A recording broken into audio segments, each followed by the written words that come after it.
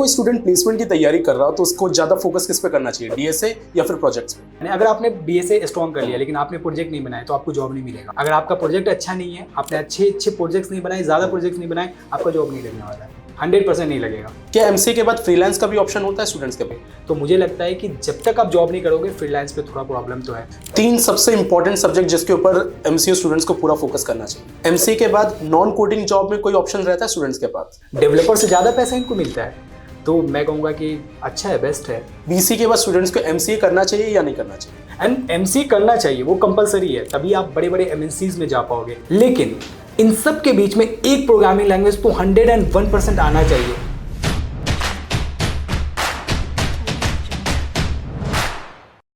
To get free career counseling, check the link in description box and pin the comment below. तो आज हमारे साथ Faizan BC हैं जिन्होंने एमसीए भी कर रखा है, तो उससे रिलेटेड हम उनसे कुछ रैपिड फायर क्वेश्चंस पूछेंगे जिसके उन्हें क्विक आंसर देने हैं। आपने सबसे पहले कौन सा प्रोग्रामिंग लैंग्वेज सीखा था और क्यों? मैंने सबसे फर्स्ट प्रोग्राम लैंग्वेज सी सीखा था और C++। क्यों? ये क्योंकि मेरे सिलेबस में था, मुझे पता नहीं था उसके बारे में, लेकिन सिलेबस में था तो मैंने सीख लिया उसे। एमसीए में आपका फेवरेट सब्जेक्ट कौन सा था?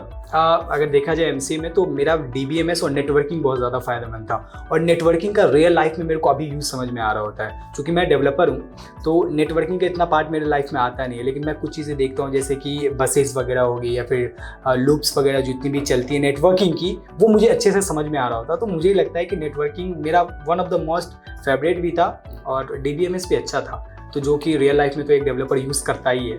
तो ये 2 सब्जेक्ट थे। अगर कोई स्टूडेंट प्लेसमेंट की तैयारी कर रहा हो तो उसको ज्यादा फोकस किस पे करना चाहिए, डीएसए या फिर प्रोजेक्ट्स पे? डीएसए तो इम्पॉर्टेंट है, मैं ये कहूँगा डीएसए बहुत ज़्यादा इंपॉर्टेंट है, बिकॉज वो आपका लॉजिकल बिल्डिंग के लिए इंपॉर्टेंट है। लेकिन प्रोजेक्ट्स आपको इतने बनाने, अगर आपने डीएसए स्ट्रॉन्ग कर लिया लेकिन आपने प्रोजेक्ट नहीं बनाए तो आपको जॉब नहीं मिलेगा। तो इंपॉर्टेंस दोनों का है, लेकिन ज़्यादा इंपॉर्टेंट प्रोजेक्ट पर देना है। अगर आपका प्रोजेक्ट अच्छा नहीं है, आपने अच्छे प्रोजेक्ट्स नहीं बनाए, ज़्यादा प्रोजेक्ट्स नहीं बनाए, आपका जॉब नहीं लगने वाला है, 100% नहीं लगेगा। तो प्रोजेक्ट्स इंपॉर्टेंट है बहुत ज़्यादा, दोनों के बीच में। एमसीए करने के बाद काफी स्टूडेंट्स जॉब की तरफ जाते हैं, काफी हायर स्टडीज की तरफ जाते हैं, तो आप क्या रिकमेंड करेंगे? ये डिपेंड करता है स्टूडेंट के ऊपर। अगर उन्हें पैसे चाहिए तो उन्हें जॉब की तरफ जाना चाहिए। एंड नाउ मेरे को लगता है कि एमसीए करने के बाद जॉब ट्राई करना ज़रूरी है, बिकॉज हायर स्टडीज़ आप 1 साल का जॉब कर लो, एंड एमसीए के बाद जॉब में बहुत ज़्यादा डिफिकल्टीज आता नहीं है, तो 1 साल की जॉब कर लो एंड फिर आगे का ट्राई करो, तो दोनों का नॉलेज हो जाएगा साथ में, तो जॉब बेस्ट है।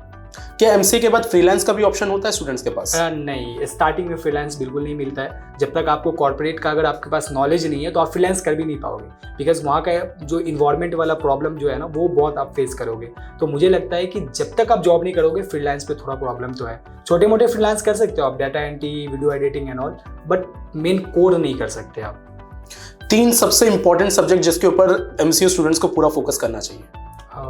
3 सबसे इम्पॉर्टेंट, सबसे पहली बात तो ये है कि आपको एक प्रोग्रामिंग लैंग्वेज कोई सी भी, मैं तो कहता हूँ आज के टाइम में पाइथन बहुत अच्छा है, इजी टू लर्न है, तो आप पाइथन को बहुत ही अच्छे से सीख जाओ। दूसरा, एक डेटाबेस तो 100% आना ही चाहिए, तो डेटाबेस में SQL या MongoDB वगैरह जो भी आपको कंफर्टेबल लग रहा है वो सीख जाओ। एंड तीसरा, मैंने जैसे लास्ट में बताया, नेटवर्किंग सीखना इसलिए ज़रूरी है क्योंकि वो आपके IT का पार्ट है, उसे हम अवॉइड कर देते हैं मेनली। तो नेटवर्किंग भी बहुत ज़्यादा इंपॉर्टेंट है, इससे आपको समझ में आता है कि आपका किस तरीके से आपका एक मार्केटिंग चल रहा है, किस तरीके से आपकी नेटवर्किंग काम कर रही है, आपका एप्लीकेशन किस तरीके से वर्क कर रहा है। तो ये 3 चीज़ बहुत ज़्यादा इंपॉर्टेंट है। प्लेसमेंट की जो स्टूडेंट्स तैयारी कर रहे हैं, कौन सी एक चीज़ है जिस पर सबसे ज़्यादा उनको फोकस करना है?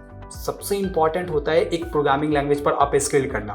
तो सबसे ज़्यादा इंपॉर्टेंट है कि वो आप क्या चीज़ करना चाह रहे हो। आप अगर फ्रंट एंड में हो तो फ्रंट एंड की टेक्नोलॉजीज आपको बहुत अच्छे से आनी चाहिए, बैक एंड पर हो तो बैक एंड की चीज़ें पता होनी चाहिए। लेकिन इन सब के बीच में एक प्रोग्रामिंग लैंग्वेज तो 101% आना चाहिए।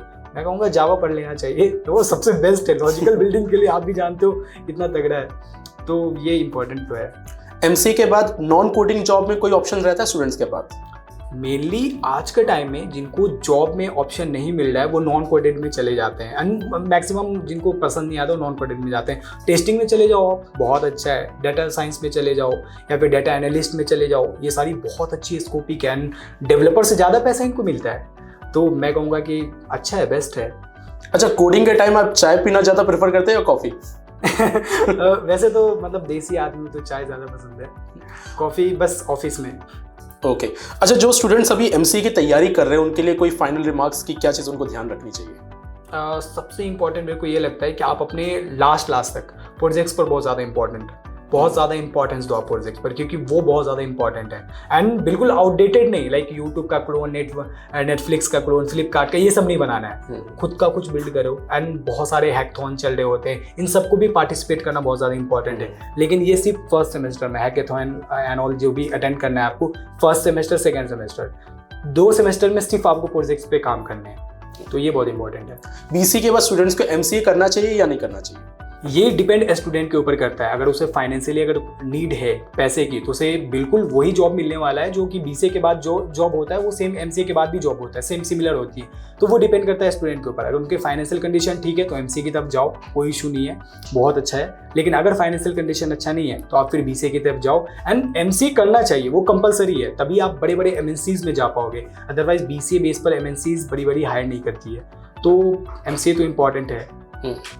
डिबगिंग या फिर राइटिंग फ्रेश कोड, आप ज्यादा एंजॉय क्या करते हैं? और मैं राइटिंग फ्रेश कोड करता हूँ, बिकॉज वो स्क्वेयर्स से खुद के हिसाब का होता है। तो मुझे ये लगता है कि मैं अपने हिसाब से जो भी चीज़ें डेवलप कर रहा हूँ एंड आज के टाइम में मैं बहुत जल्दी कर लेता हूँ, तो मुझे अपना फ्रेश कोड ज़्यादा पसंद आता है। आपका फेवरेट ऑनलाइन रिसोर्सेज जो बीसीए या एमसीए स्टूडेंट्स के काम आ सकता है? मेरा खुद का जो रिसोर्सेज रहा है, मैं mysurgery.com है, उनका जितना भी डाइट ट्यूटोरियल्स एंड ऑल है, उन्हें मैं आज भी देखता हूँ, तो वो सबसे बेस्ट पढ़ाते हैं, तो वो बहुत बेहतर है। मुझे लगता है उनका प्रेफरेंस दूंगा मैं अपनी तरफ से।